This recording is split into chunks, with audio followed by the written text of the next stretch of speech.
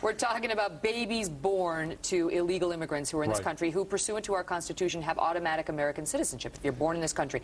And now Kyle and Lindsey Graham, who was like the most moderate, one of the only Republicans who was working with the Democrats on so-called immigration reform, is also saying we may need to modify the Constitution on this now. Yeah. You've got two senators in Kyle and Graham who are moderate.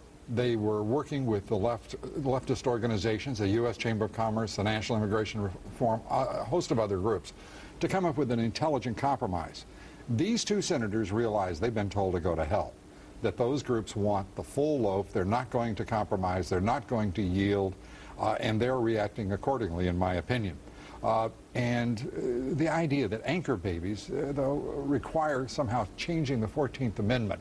I part ways with the senators on that, because I believe the 14th Amendment, particularly in its due process and equal protection clauses, is so important.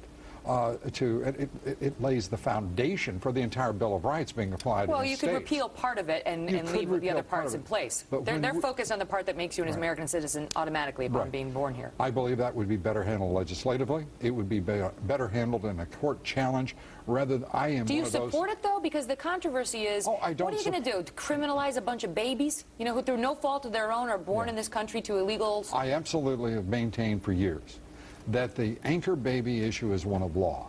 We have a law in which they become U.S. citizens for being born here. If you're going to insist upon the rule of law and order, and I do, I have to insist that we recognize those anchor babies as citizens of this country.